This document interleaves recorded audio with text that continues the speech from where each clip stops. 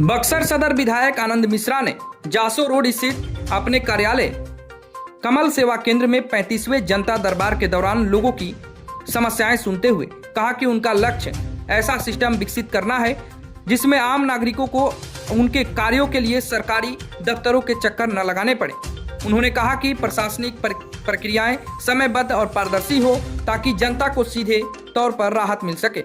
विधायक आनंद मिश्रा ने बताया कि पिछले 6 महीनों में आयोजित यह उनका 35वां जनता दरबार था। इस दौरान करीब 35 विभिन्न मामलों की सुनवाई की गई। इनमें जमीन विवाद, शिक्षा विभाग से जुड़े मुद्दे, बिजली विभाग की शिकायतें, पुलिस प्रशासन से संबंधित मामले, निजी सहायता और रोजगार संबंधित आवेदन प्रमुख रूप से शामिल रहे। उन्होंने कहा कि जनता दरबार का मुख्य उद्देश्य लोगों की समस्याओं को सीधे सुनकर उनके समाधान की दिशा में पहल करना है। हमारा यह 35वां संस्करण था जिसमें हम लोग पिछले 6 महीने में 35th टाइम्स हम लोगों ने इस तरह से कि जनता के बीच, जनता के दरबार में हम अपने आप को पेश किए। और यहाँ पे काफ़ी सारे लोग हर बार जब आते हैं, आ रहे हैं। मैं चाहूँगा कि एक ऐसा दिन आए ना जब लोग आना बंद हो जाए। क्यों? क्योंकि उनका सारा काम होने लगे अपने आप से। तो वही तो हम लोग का चाहत रहेगा। तो लेकिन आज भी करीब ऐसे लोग तो बहुत आए, मिलने के लिए आए, हमारे अपने संगठन के लोग, हमारे कार्यकर्ता वो भी थे। लेकिन करीब 35 ऐसे मुद्दे लेके लोग आए जिसमें कि ज़मीन से रिलेटेड इशू, शिक्षा विभाग से रिलेटेड इशू, बिजली विभाग से रिलेटेड इशू, पुलिस से रिलेटेड इशू ऐसे थे। कुछ लोग थे जो निजी नौकरियों के लिए या कुछ हेल्प के लिए, इस तरह के भी लोग आए थे। मानते हैं कि अब सरकारी बिहार में बढ़ी है, इसकी वजह से जनता जो है, आम जनता जो है नहीं, आई थिंक इसको ऐसा नहीं देखा जाए। हाँ, कभी कभी क्या होता है ना कि काम इतना बढ़ जाता है। हमसे कभी किसी ने कहा कि अगर आपका ड्यूटी आवर 5 बजे तक है और उसके बाद भी आप काम करते हैं, मतलब आप इनएफिशिएंट है, आप अपना काम टाइम में नहीं ख़त्म कर सकते।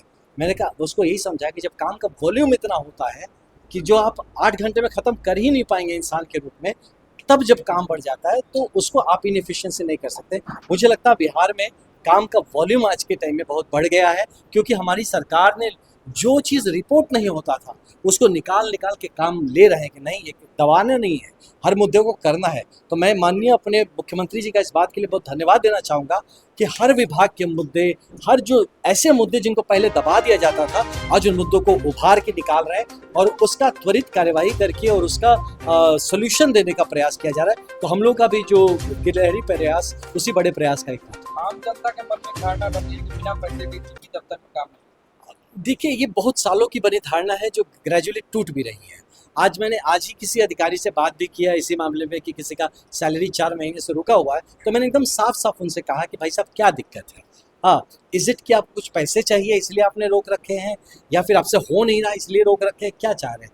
तो उन्होंने सही बताया कि नहीं सर, ऐसी बात नहीं है, वॉल्यूम ही इतना ज़्यादा है काम का, पेंडेंसी इतना ज़्यादा है, जो भी उनके पहले रहे होंगे उनका पेंडेंसी हो गया होगा, कि हम लोग उसको निष्पादन करते टाइम लग जा रहा है। तो इसके लिए खेद है कि हमें टाइम लगा, लेकिन हम जल्दी कर देंगे। तो इसलिए मुझे लगता है कि धीरे धीरे ये करप्शन पे कंट्रोल आ रहा है। दोनों तरफ से कंट्रोल आना पड़ेगा। अधिकारी को भी सोचना पड़ेगा, अपना बिहार बना रहे यार, है ना, होता ना, मतलब डायन भी एक घर छोड़ देती है टाइप से। खाए ना पहले बहुत, आगे भी खाओगे हो सकता है कभी, ये तो टाइम मत खाओ, कम से कम एक बार तो 5 साल जम कर दे दो यार कि पूरा बिहार बनाते हैं। उसके बाद इतना हो जाएगा बिहार में कि किसी के बच्चे को स्कूल में पढ़ाने के लिए अलग पैसे नहीं जुटाने पड़ेंगे, किसी को कि आगे जीवन क्या होगा उसका सोचना नहीं पड़ेगा, सरकार सारा प्रावधान कर देगी। लेकिन हम लोग करें तब तो ये रिक्वेस्ट है। आई एम श्योर कि आने वाले टाइम में करप्शन जैसे धीरे धीरे डाउन जा रहा है, आप लगातार देखिए, रोज़ हमारे जो स्पेशल विजिलेंस यूनिट्स SVU है उसके माध्यम से और पुलिस एक्शंस में ऐसे लोग पकड़े भी जा रहे हैं जो करप्शन की तरफ जा रहे हैं, लोग भी सतर्क हो रहे हैं। सबसे अच्छी बात आपको बताता हूँ, हमारे माननीय अगेन मुख्यमंत्री जी को आप बोलेंगे, लेकिन फिर भी मैं बोलूँगा कि उनको क्रेडिट देना चाहूँगा। इतना बढ़िया सहयोग का जो कॉन्सेप्ट लेके आए हैं, सहयोग पोर्टल, लोग को टाइम बाउंड काम मिल रहा है बॉस। 21 दिन में काम हो जा रहा है, 30 दिन में काम होना शुरू किया गया। अब कौन पैसे के लिए उसका काम नहीं करेगा? नौकरी से कौन हाथ धोएगा? कौन जेल जाने को तैयार है? तो यकीन मानिए बहुत अच्छा इंटरवेंशन है जो आने वाले दिनों में सुचारू तौर पे हमारे सरकार को भी चलाएगा, काम भी चलाएगा और जनता की मदद। ये विधायक जी द्वारा किया गया बहुत सराहनीय कार्य है। अब तक ऐसी व्यवस्था पूर्व में नहीं थी और एक केंद्र खोलना जरूरी था जहां बक्सर विधानसभा के जनता अपनी समस्याएं आकर रख सके। तो ये बहुत अच्छा पहल है हमारा माननीय विधायक जी द्वारा। और प्रत्येक दिन यहाँ पे लमसम 100 से ऊपर के जनता यहाँ पर प्रत्येक दिन अपना आवेदन लेकर आती हैं विभिन्न समस्याओं को किसी को राशन कार्ड की समस्या है, किसी के अंचल में दाखिल की समस्या है, किसी बिजली से संबंधित समस्याएं हैं, स्वास्थ्य संबंधित समस्या है। और ये बक्सर विधानसभा ही नहीं, पूरे जिले से लोग यहाँ पे आते हैं और उनका निदान यहाँ पे होता है। मुझे लगता है अधिकारियों की मनमानी की वजह से जन समस्याओं की बोझ जो है बढ़ती जा रही है। बिल्कुल, जैसे पूर्व में अधिकारियों का सपोर्ट नहीं मिला जनता को और कार्य में वो ऐसे शिथिलता के कारण सारे लोग परेशान हो रहे हैं, मगर धीरे धीरे उसमें परिवर्तन हो रहा है। हमारे विधायक जी ने बक्सर प्रखंड में भी और चौसा प्रखंड में भी जाकर जनता दरबार किए थे और हमारे माननीय मुख्यमंत्री जी के निर्देशन पे हर जगह, हर पंचायतों में शिविर लग रहा है, तो उस माध्यम से भी जनता का समस्याओं का निदान हो रहा है।